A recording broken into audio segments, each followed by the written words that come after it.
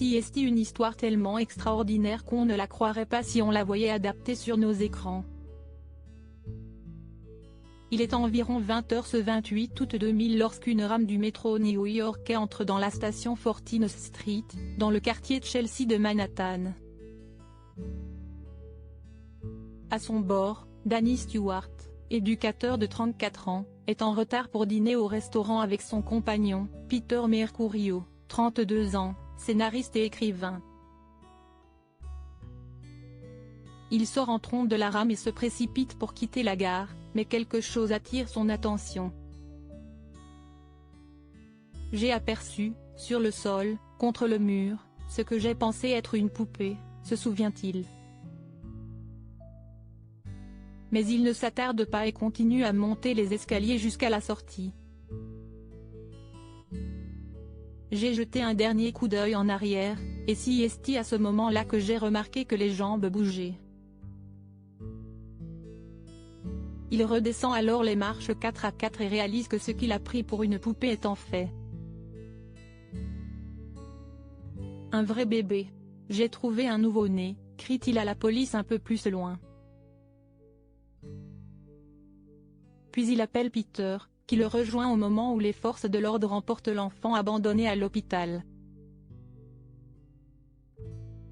3 mois après le sauvetage, la juge a proposé à Danny d'adopter l'orphelin, ce qu'on ignorait tous les deux à l'époque. C'est que Danny ne venait pas de sauver un orphelin, il venait surtout de trouver notre fils, explique Peter. 3 mois après ce sauvetage qui a fait la une de tous les journaux de la ville et obligé Danny à réaliser moult interviews, il est convoqué devant le tribunal pour raconter comment il a trouvé le bébé. Après de brèves explications, la juge lui demande tout de go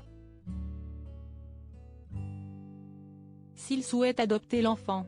Pris de court, mais n'ayant pas oublié les yeux vifs et doux de ce poupon, Danny accepte sans réfléchir.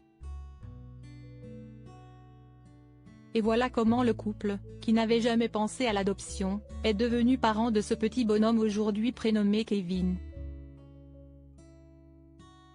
Pendant 1 an, les 2 hommes sont la famille d'accueil du bambin, recevant régulièrement la visite des services sociaux avant l'adoption définitive.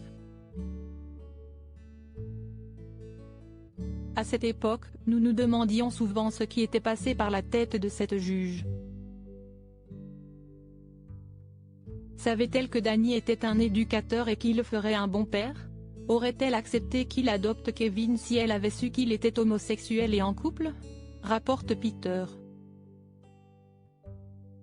Le mariage de Danny et Peter a été célébré par la juge de l'adoption de Kevin.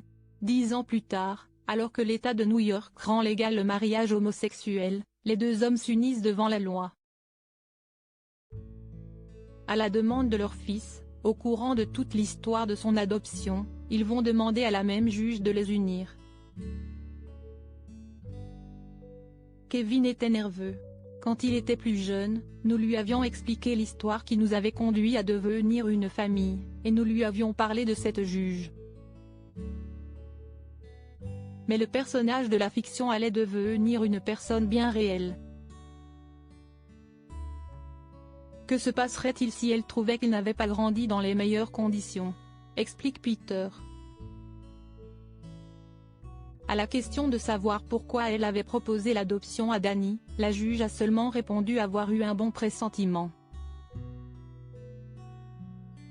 Le reste de la rencontre s'est fait dans la plus grande simplicité. Elle a demandé à notre fils si elle pouvait le prendre dans ses bras, et lui a posé des questions sur l'école, ses passions, ses amis. Elle lui a dit tout le bonheur qu'elle avait de le rencontrer, raconte Peter qui a ensuite convolé en juste noces avec son compagnon. Mon fils a changé ma vision du monde, mes perspectives, tous mes objectifs aujourd'hui. Kevin a 20 ans et étudie les mathématiques et l'informatique à l'université. Le petit garçon découvert dans la station de métro mesure maintenant plus de 1,80 mètres. Il est respectueux et gentil, équilibré, calme, et très drôle, dit Peter.